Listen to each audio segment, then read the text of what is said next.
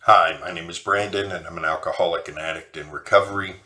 There's a popular perception of psychology and modern therapy that the key to all of the problems in our lives is to find the source, to find that moment in time in our past where this particular fear or behavior began, or these things in our past that cause us to behave the way we behave now.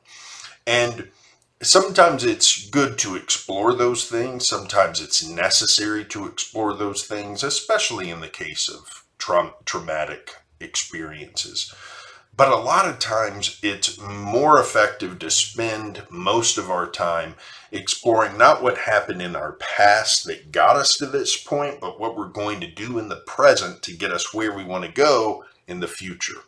And that's what Dr. Michael I. Bennett and Sarah Bennett talked about in the reading that I looked at this morning in Fuck Feelings. I'm going to read some of what they have to say and then talk a little bit about my experience.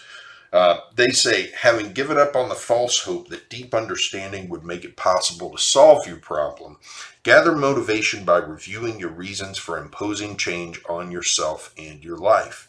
Doing it to please someone or to look better are not motivations that tend to last. Instead, decide for yourself whether change is necessary for you to be the kind of person you want to be. Then, if you find good reasons rooted in your values, remind yourself frequently what they are so you can ignore pain, frustration, and humiliation while seeking to strengthen your management of yourself. So this is really important to me. I've known a lot of people in recovery who have gotten sober for many, many different reasons, whether they were pushed into recovery by a spouse or by the law, by a judge, or whether they were doing it because they were trying to avoid future pain. I myself was a combination of, my wife wanted me to seek some kind of treatment for the addiction problems that I had. I had a counselor who really pushed me to go into residential treatment and to seek full sobriety as a solution for some of the problems that I was having. And I wanted to avoid the pain that I was experiencing in life. So all these reasons pushed me into recovery. But as I stayed in recovery, my motivations shifted. And that's where I think I have had a little bit of success in maintaining a longer term recovery. I still feel like I'm very young in recovery. I've only got a year and a half or a little bit more. But I do feel strong in my recovery in part because my motivations are personal and my motivations are not based on results and things outside of myself. My motivations are based on what I want myself to be at both now and in the future. So, I one of the most important activities that I did during my 12-step work was to establish, as part of step 4, establish the values that I really feel like are important in life.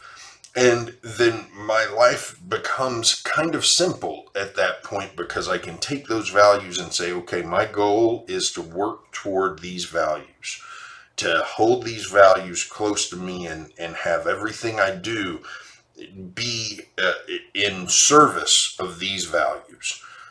Things like being helpful in the community, things like being compassionate toward others, things like showing love to those around me, being honest, having integrity. All of these things, those are values that I can hold up and say, okay, this is what I want to work towards. This is what I want to be. And no matter what else happens in my life, As long as I'm working toward these values and being honest about that work, then I know I'm doing the right thing. So that motivation is creates this very strong and personal relationship with recovery for me. I have seen other people who their motivations have remained external. Their motivations have been because they want to avoid run-ins with the law, or they're trying to stay clear of drug court, or you know, all sorts, or they're trying to keep a marriage together. Which, don't get me wrong, those are fine motivations, but they're still not doing it for themselves. They're still not doing it because they want to be a better person. And those, the people who are in those positions, I've seen several of them fall off the recovery wagon. And they have trouble getting back on sometimes because they don't have their own internal reasons for doing it. They're doing it for external reasons only. So I think that looking at our motivation in recovery and in everything we do in life is extremely important. And finding reasons to do the things that we do, not because they please other people or keep us out of trouble, but because we believe they are right and they are aligned with the values that we think are important in life. That motivation has been key for me in recovery, and it's something that I think is important for everybody, not just in recovery, but in life in general. Once we can identify the values we feel are important and work toward those and try to become better at them. We're never going to be perfect, but try to become better at aligning ourselves to the values we feel are important. Then other things fall into place. And it's often surprising, pleasantly surprising, to see the things that fall into place when we're not even trying to work toward that. We're just trying to work to be the people that we would like to be. That's it for today. I'll be back here tomorrow with more. In the meantime, have a great day.